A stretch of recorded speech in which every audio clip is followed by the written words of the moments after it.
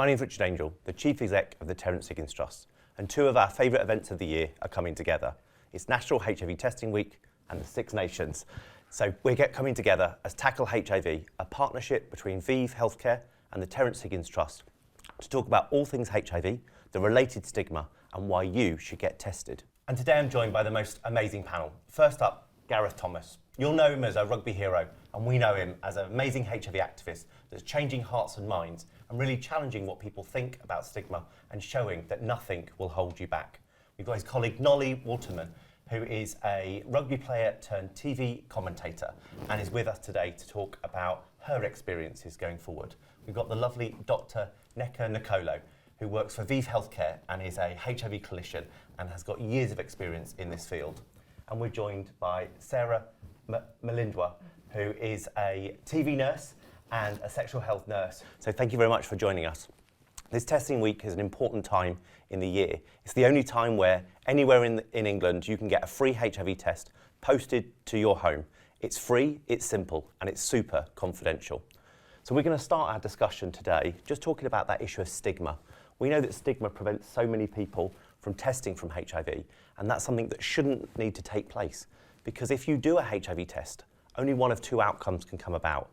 You're living with HIV, but you now know it. And that means you can meet one of these fabulous doctors, you can get world-class treatment, the best care anywhere in the world, and very soon you'll be undetectable. And that means the virus isn't attacking your immune system, and you cannot pass it on to sexual partners. No ifs, no buts, but if you test negative in that test, you're negative, and there's loads of strategies for turning negative, and we're going to come to our doctors later who can probably help us learn a little bit more about that. So going back to that stigma, Gareth, you've been stigmatised in many ways in your life for your sexuality, for your HIV status. How has stigma manifested for you, and how have you fought some of that stigma in your life? Stigma for me came, and still does come in kind of different ways. I think the first case of stigma that I came across was my own stigma. So it was the version of self-stigma, because I certainly am a product of my upbringing. So I'm a product of the area I live in. So, you know, we were never taught about HIV at school. We never spoke about it outside of school. We never spoke about it as a young adult growing up. Never spoke about it at home, in the pub, where you have all these very much kind of life skills and life learning lessons. We never spoke about it then. So when I first had my diagnosis, stigma is very much a misunderstanding. And I thought, as when I had my positive diagnosis, the first thing that was going to happen to me was I was going to be alone, I was going to become frail, I was going to become weak, I was going to become pale, I was going to be energyless, I would die. The next kind of conversation I would have with my doctor would be probably a date as to, or a time length of my life. So that, for me, because I thought that, was what I thought everyone else thought. So I did my own learning and my own listening to doctors and people that I trusted when I used to go to the hospital, and I got that trust from doctors, and I realised then that the stigma coming towards me and the misunderstanding coming towards me came from a place of misunderstanding, came from a place of not knowing, because it was where I used to be.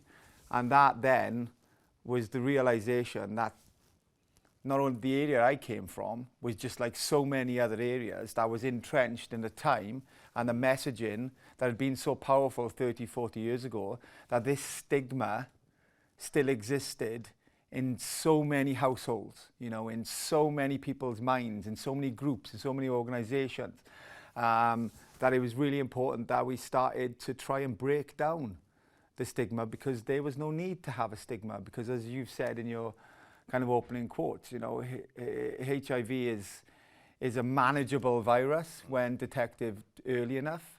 You know, I never thought at any point in the first couple of years after being diagnosed that I could live a happy, normal, healthy life.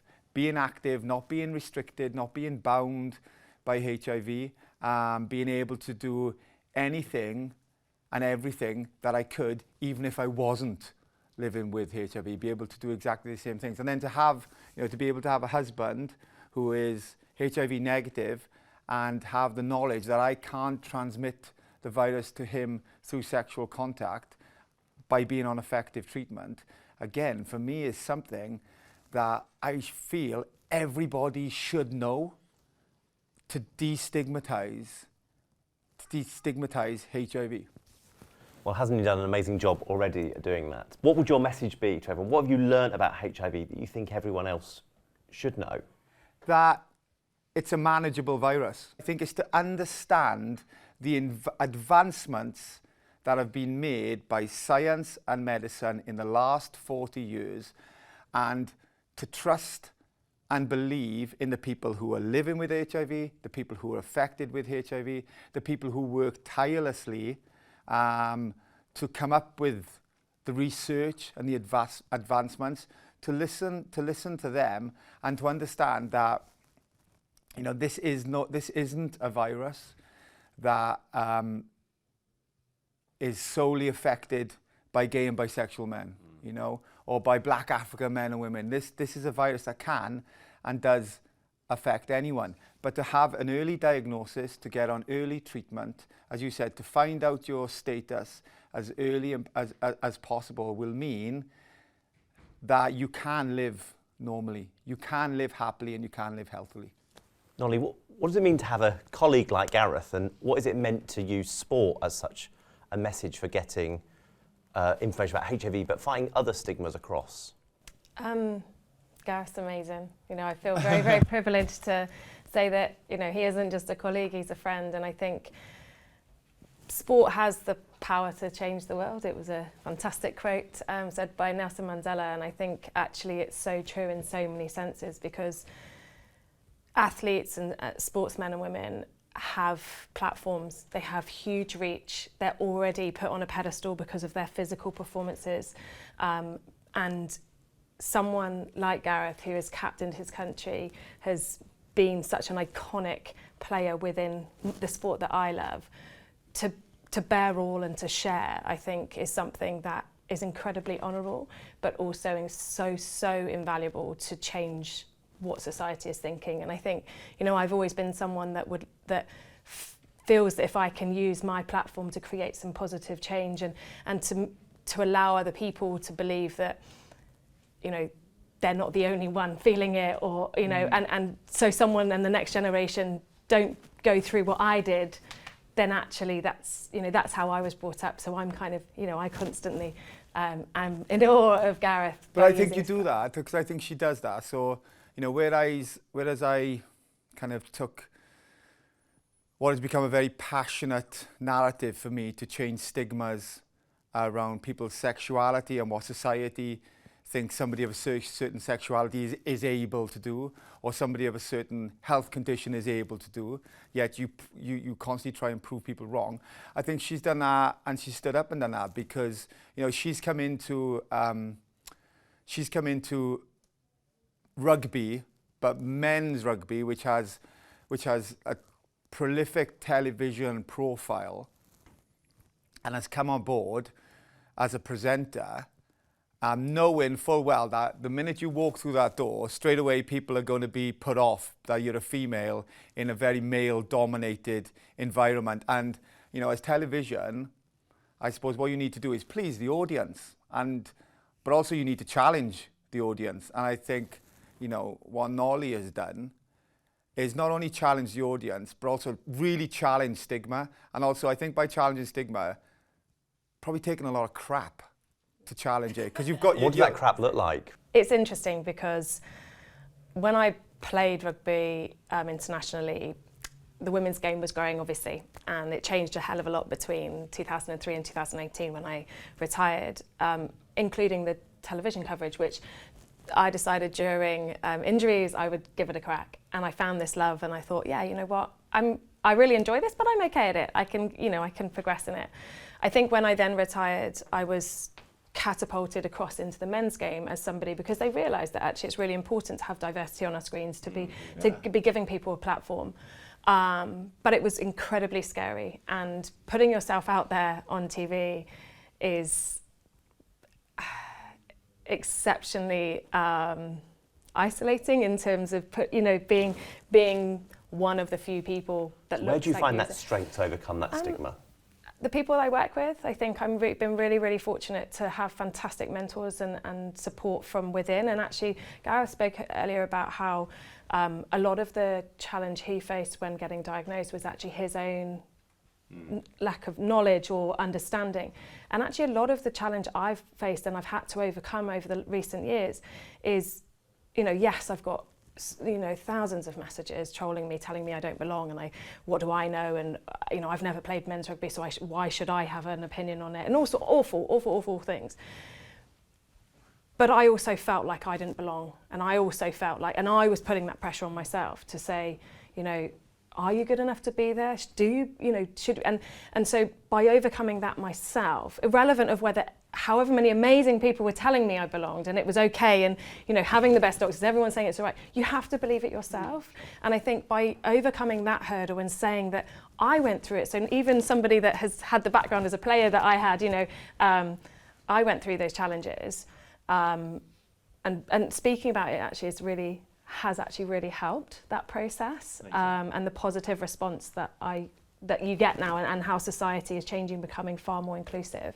The other end of the stigma, and going back to Gareth, what he started with, what you must see in clinic is breaking the news to some people about the fact that they've tested positive for the virus, and knowing that they are suddenly reliving the advert from the 80s, reliving what they know about HIV, and your words probably fall into the background a little bit, but then they come back into focus. What's your experience that you've witnessed in the stigma, and how do you talk people through how they're going through that moment of finding out they're living with HIV? Yeah, so I've been in sexual health for about 13 years, and I work at 56 Dean Street, which is the busiest clinic in Europe, but we do a lot of sort of targeted health promotion towards HIV, and most of our demographic is LGBTQI. So we work with a community that's well versed in HIV and knowing the risk factors, the importance of testing, and since the provision of PrEP and PEP, we don't. The good thing is that we don't diagnose as much HIV sort of in clinic as much as we used to. I think it's been a good few years, especially since PrEP has been available in the market. But just thinking back to my, earlier in my career, you'd get a variation of reactions, but I'd say the most common is just sort of just sheer stunned and just shocked and like almost no response. And that's sort of the most common response that would get, because again, it is a life-changing diagnosis. And again, if you grew up in a society that never discussed it, we all know sex education in schools is not that great.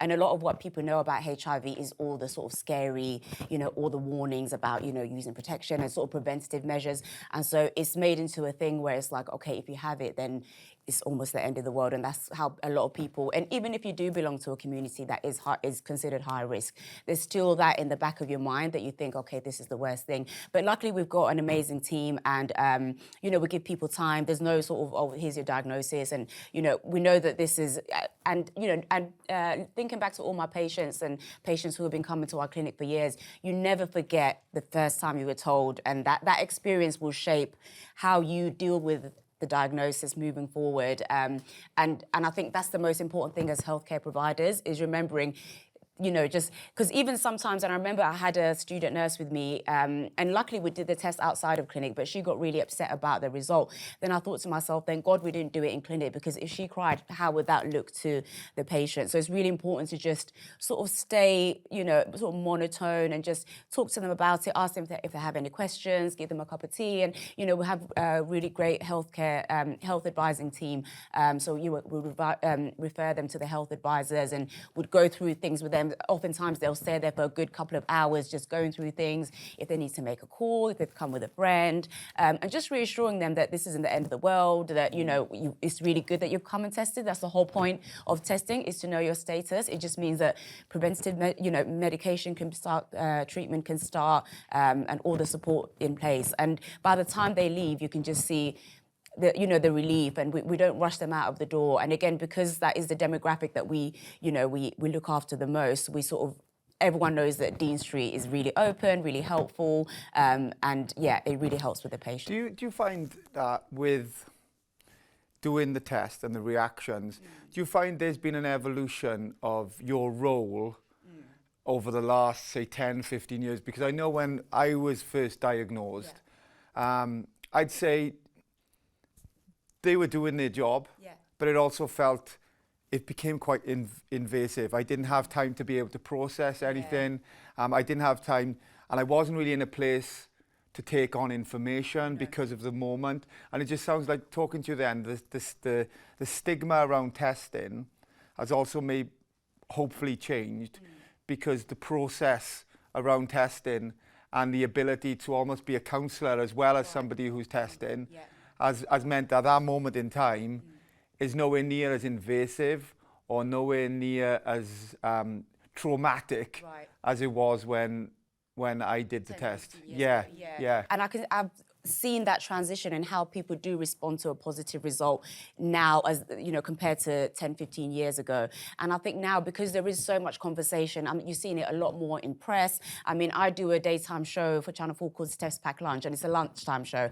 And we talked about HIV, you know, and that's something that you'd never think. Even doing sex education on, you know, on national television during lunch break, you know, I think it's just that visibility that's needed. And the more we talk about HIV and, you know, normalize testing, the more people feel like, oh, okay, it's not this big secret that I have to go to another clinic, you know, all across the other side of the country just in case I bumped into somebody, because now it's normalized, and I think it does help people. And the more people like Gareth and, you know, us doing all the campaigns and, you know, things like this, it really does help people think, okay, I'm not the only one, and I can live, and, you know, I can look at someone like Gareth who's big and strong and is healthy, and, you know, that representation really does matter. And I think over the last recent years, we have seen a massive improvement in that conversation being normalised in the press. And it's not just, okay, it's for gay men or people with black African heritage. It's for everybody. HIV does not discriminate. It doesn't discriminate. It doesn't. That's it. Nneka, can I come to you? You're obviously head of patient engagement globally for ViV Healthcare, and so you often bring that patient voice to your colleagues. What do you hear from patients you work with about the stigma as they see it and how they might have experienced it or articulated it with a healthcare professional? I think Gareth put it really clearly. I think stigma comes from lots of places. Self-stigma, as Gareth described it, is common. It's not universal. There are many people who don't experience it. But for people who do, it really, I think, is a barrier to them fully accepting their diagnosis, and has unfortunate impacts such as people not wanting to take their treatment because they don't believe they deserve to be treated. And so that is a big problem. But there are other places that stigma comes from, and I think what Nolli just said about what happens amongst your own colleagues is really important, because there are many people living with HIV who say that some of the worst stigma that they've experienced is in healthcare. And it fills me with huge shame to say that. And I have stories that I could tell you of the experiences of some of my patients. You know, a really sad story was from a patient who comes from another country and was in his HIV clinic, and the nurse stood up in the waiting room and said, would everybody who has HIV come this way? In an open waiting room full of people not living with HIV, with no sense at all about what the impact of that. And even in the UK, unfortunately, there are stories that people tell about stigma that they've experienced in healthcare. And so while this incredible work that is being done by Tackle to raise awareness of HIV and how it is now in the general population is incredible, I think there's a big piece of work that needs to be done within healthcare, because it cannot be that the people who are supposed to be looking after people. And you know what, we did something last year, and I realised something. When we sat down, we had a doctor, and I didn't realise. So even though I have this kind of perception of, I understand what stigma is, I understand what HIV is, I feel there's kind of still traumatic moments in my life that I've kind of never really dealt with. And I always wondered why I felt extremely guilty, consciously going back to the hospital once every 12 months, having kind of a full screen and having testing and being given my medication. I felt extremely guilty. I felt like a strain on the NHS for taking something away. And the doctor said to me, it's because you still have self-stigma. Yeah. He said, you still have a case of self-stigma. So I think, you know, even when we feel like we've dealt with it, sometimes there's a traumatic moment, because it was such a traumatic thing for me. I realise actually I'm still dealing with it. I'm still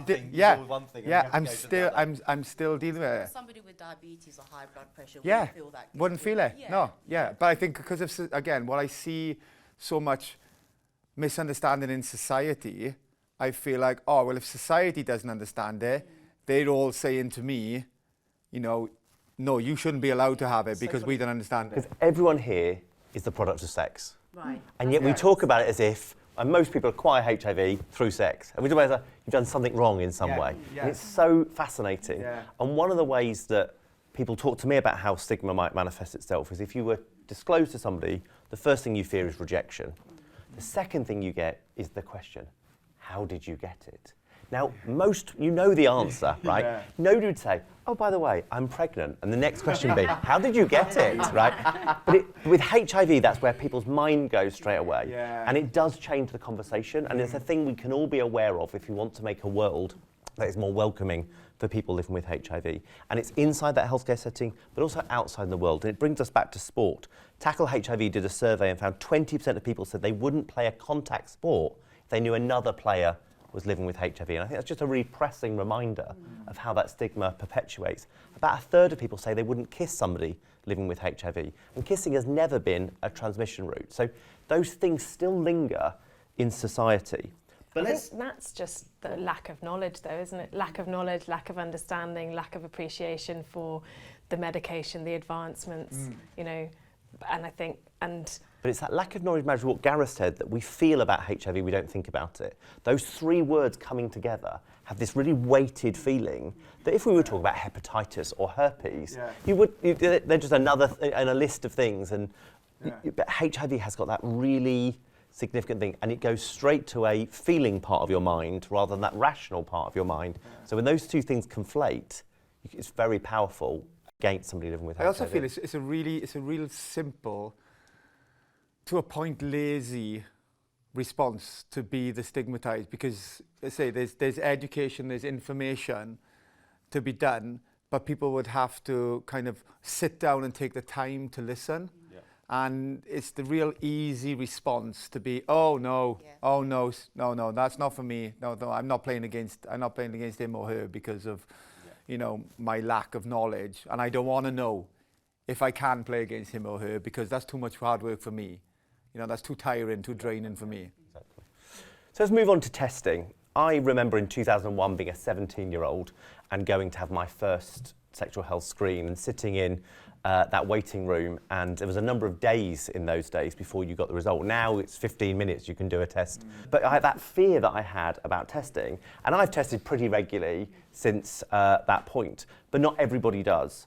Before you were tested, Gareth, had you tested before? Had you gone regularly for testing? I had tested before, and I always was petrified.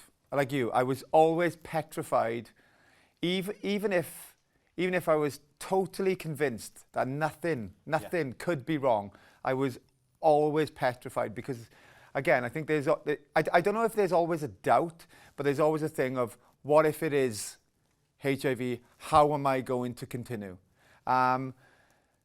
So for me, the moment when I got tested positive, kind of in the fallback after being frozen and petrified, and then a couple of months after, I'd actually realized that without actually knowing it, I'd began to become unwell. Because when I started taking my medication, I began to feel better, but not knowing I was unwell. Sure. And I think for me, that's a really important lesson for people to understand about testing, is that, and I can sit here now, and I'm not a scientist, I'm not a doctor, I'm not in the medical industry, so I don't know exactly what the process of HIV and what it can start to do to your body. But what I do know is that I was going through a process that I didn't recognize, that I didn't know. Therefore, I was still training hard. I felt like I was still in really, really good shape. So I think some people would rather wait until they felt like they needed a test, felt like something was wrong, so I'll go for a test.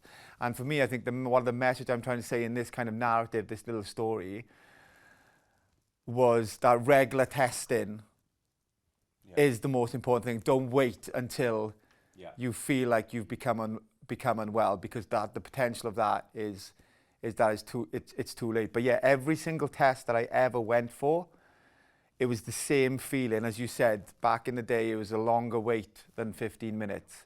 And that wait was petrifying. And I swear those days were longer. There were 28-hour days minimum between, on the days between having a HIV test and get the result. It was quite remarkable. You must have done a number of HIV tests with people over the years, probably taken a few yourself. I seem to stab my finger regularly as part of this job doing the test. How have you seen testing transform in your career? Completely. I remember when I started doing HIV, you had to wait several weeks for an HIV test result. And I once had a I once had a needle stick. And so I had to have an HIV test, and this was about 1997 or so. And you talk about stigma. I was an HIV physician, and I went to a different clinic to have my test. Wow. And I had to wait for weeks to get the result, and it was the most terrifying experience of my life, because at that time we didn't have good treatments, and the treatments that we had caused really terrible side effects, and it was really awful.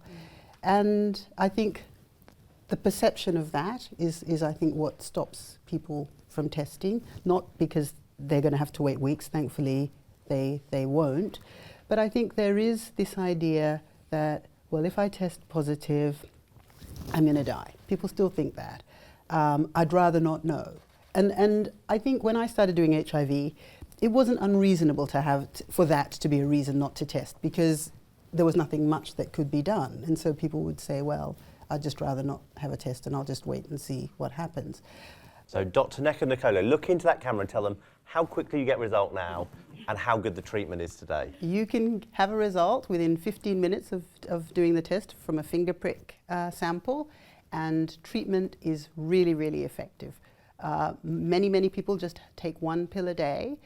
You will, once your viral load, the level of virus in your blood goes down to undetectable, which is what the aim of treatment is, means that you can't pass HIV on to your sexual partners, that the risk of passing HIV on to unborn babies is really, really, really small, and that you will live a normal life expectancy. So it's really, really important to test. And one thing that I say to my patients is that if you have HIV and you don't test, doesn't mean you don't have it. So it's really important to test, because then you know. So don't believe me, she's a doctor.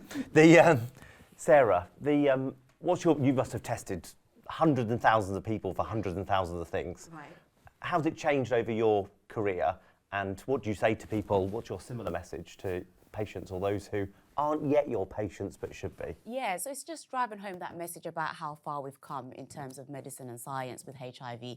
And I think it's really good. And again, just going back to the public health campaigns that have been going on over the years, and I think with something like social media as well, I think is really important. I've done stuff on social media with different platforms and driving forward that message. So when patients come in, they're a lot better educated than they used to be when I first started. And just going back to the first time you started, I've got a really interesting story. I was actually telling it to somebody earlier before.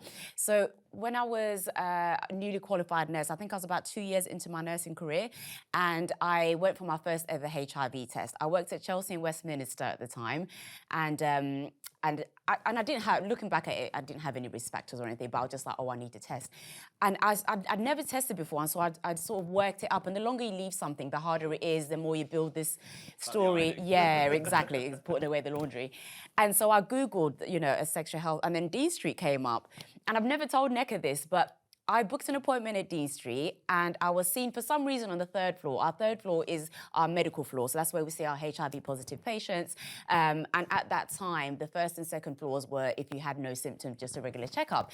And then Nneka saw me, and we must have been short-staffed. Now looking back at it, because I'm thinking now, obviously, having worked with her for many years, I'm like, why did Nneka see me? But we must have been short-staffed, and I just came in, no symptoms, just wanted a regular screen, and I really wanted the instant test. And at that time, it was only of people who are considered high risk. So she went through all the questions with me, and I was so nervous. And bear in mind, I'd already qualified as a nurse, but my knowledge on HIV was not great. And so I saw Nneka, and Nneka was just brilliant with me. She sat me down, talked about everything. No, and I've never told her this. And she really sat me down, went through the risk factors, that educated me a little bit more. Then I felt so relieved. And then we did the test, waited for the results, everything was fine. And then I remember thinking, how relieved I was at the result. And I thought, oh my God, I think I want to work in sexual health. And it was Nneka, yeah. That is amazing. So I think for me, I always origin take... story. I know, right? Yeah, no, so that was, yeah. And I always tell everyone, you could. And and like I said, before, you never forget your first experience, no matter what the outcome or the result is such an important thing. So whenever patients come in and, they're scared about their results or anything, we always make sure they have a support system, give them all the health information that we have. We can text them links to websites where they can get, the right information instead of just going on the dark web and, going through a rabbit hole of false information and everything. So just making sure they know the tools that are available and in place for them. So Tackle HIV did a survey that found that 50% of people wouldn't test because they didn't think they were at risk. 17% they were terrified if they found out they lived with HIV and they thought it might be a death sentence. And 13% said they feel ashamed or embarrassed. We've got to overcome that. Nolli, what's your message and what do you think about HIV testing and the opportunity and how to go about it? I think what's mad is, listening to these guys is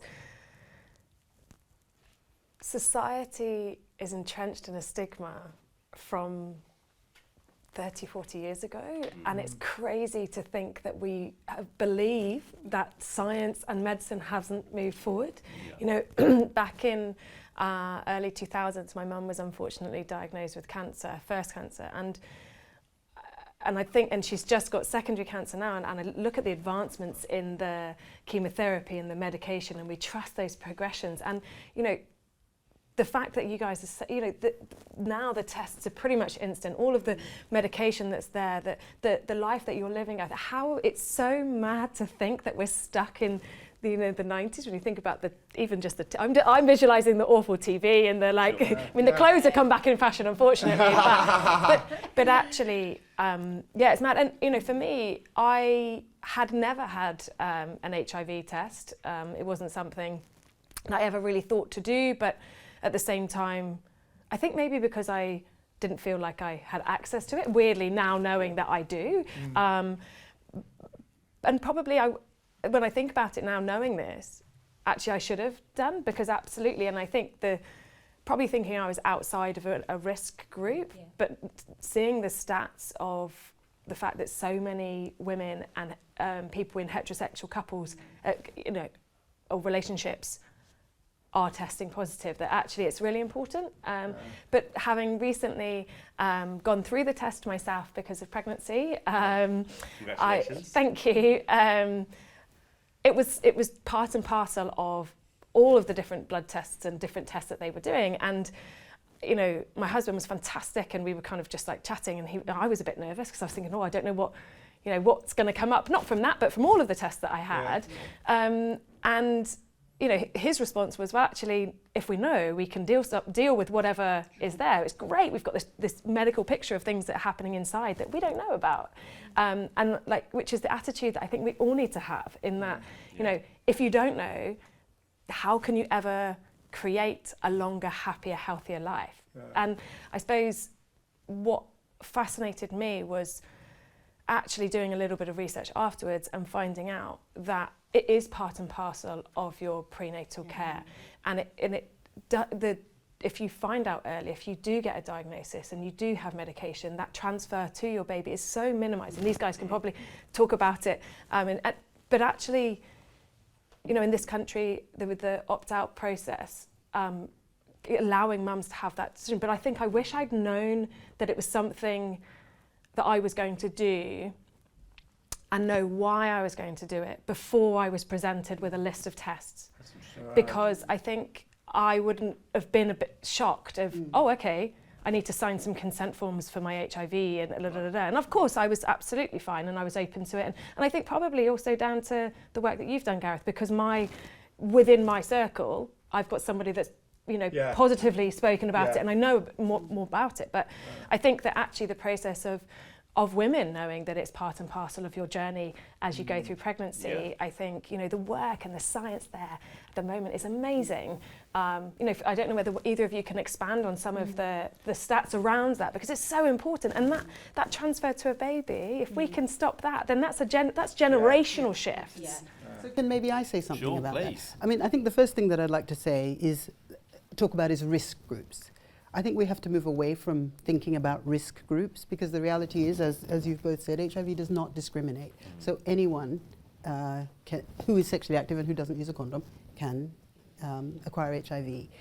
And I think that one of the problems with thinking about risk groups is that it does a huge disservice, particularly to women. Absolutely. Because there is a perception in general that women don't get HIV, when we all, probably all of us know at least one woman who has HIV, and I know many. And so we need to move away from the idea that HIV only affects certain people, because having that mindset means that people who don't belong to those groups who are perceived to be more likely to have HIV then won't test. And it's really important that everybody tests. But the other thing, as Nolli was saying, is about the huge advances in HIV treatment and care. And we believe without questioning that treatment for cancer and other conditions has progressed. But somehow, with HIV, we seem not to. We're in the You know, 80s. it's just like, why have we, but I think it speaks to what you, Richard, and what Gareth was saying, is that HIV affects you here. But we have to uncouple We do. our hearts from our brains when we're talking about HIV, because there is huge science. I mean, when you think about the advances in HIV, actually, there have been more advances in HIV than in many other medical conditions, and we're not aware of that. And so, it is very, so we see virtually no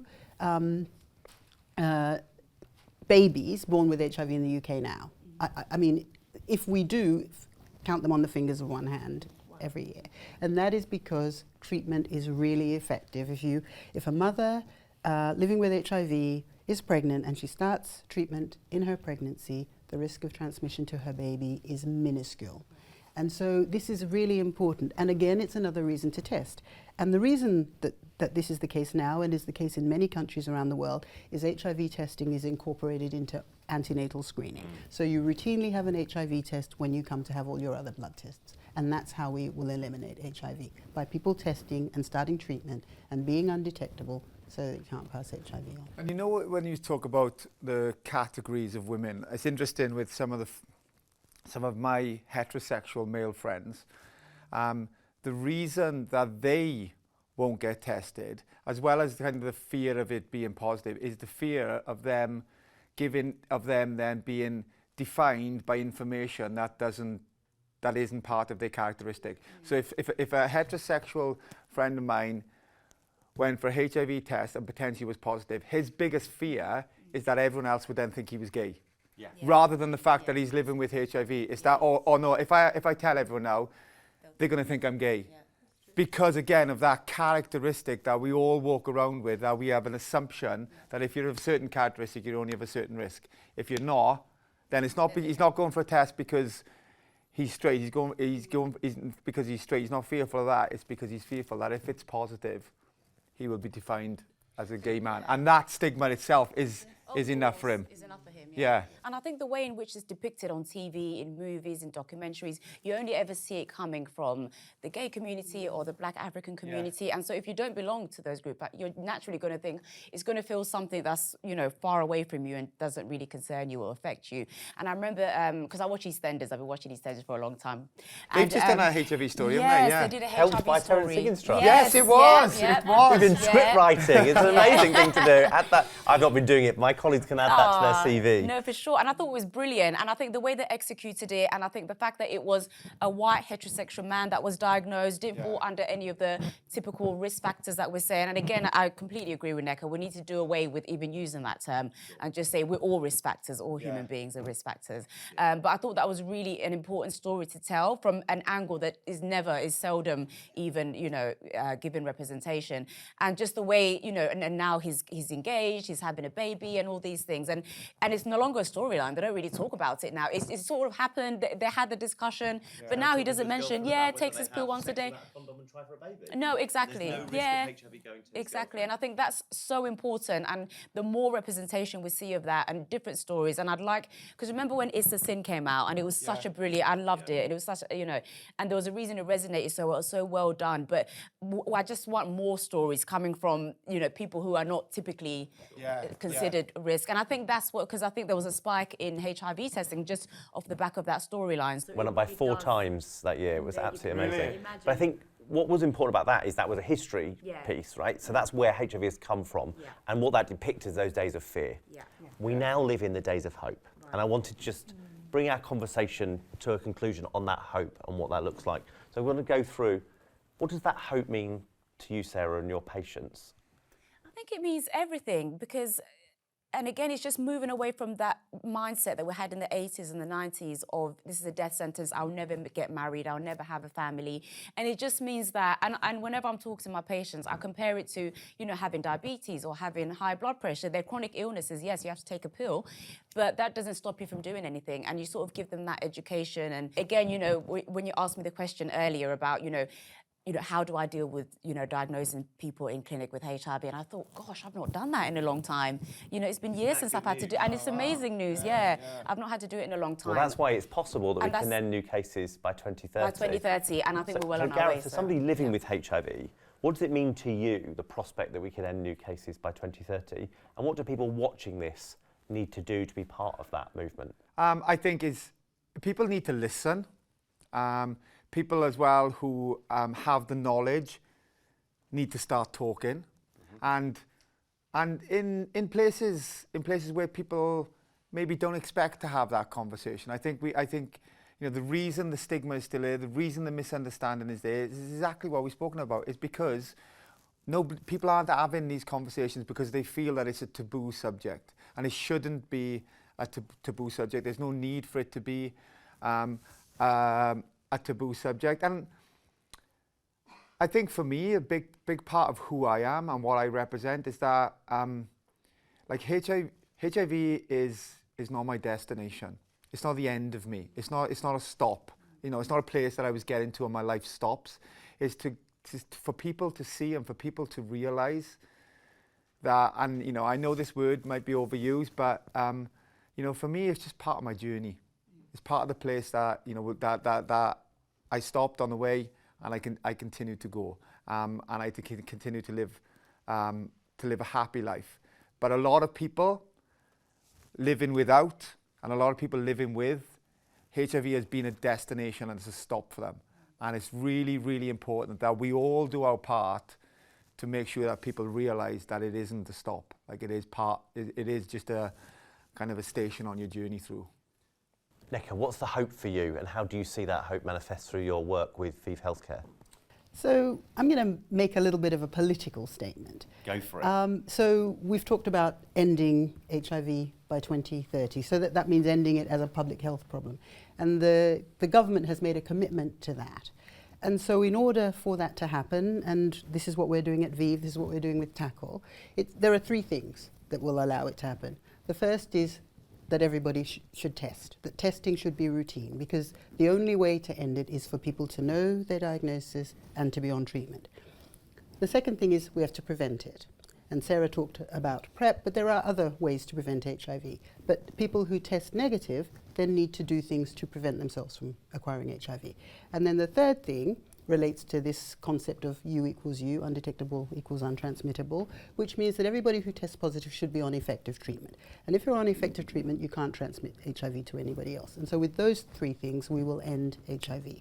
But the government, I think, needs to make a commitment to trying to help people to understand how HIV is now, to create campaigns that resonate with people in the general population so that everybody thinks, actually, I should have a test, and comes forward to test, and that way we can end HIV. 2026 will be 40 years since those adverts came out. Maybe it's time the government did an update on that. Nolli, where do you see the hope, and where do you think we can go from here? I think for everybody, sexual health and is so important, and we talk about, going and getting tested about all sorts of different things. It's changing the narrative around what does HIV mean, and it not being this crippling disease that's going to attack you and kill you, and actually, you know, it's just part and parcel of what we do as human beings. You know, we test for it. If you do get test positive, you then go down a treatment path that ensures that it's something that you deal with, but it doesn't necessarily affect the people around you. And, you know, I just really hope that as we move forward in society, anything that makes someone feel different and anything that makes them feel scared or nervous about sharing who they are with their small group, but also the wider network around them, can be really a scary place. And I really hope that the more we can change that, the more we can allow everybody to be who they are, to live happier, healthier lives, and not feel the weight and burden of any of the differences they have. And you know, and this is just a virus.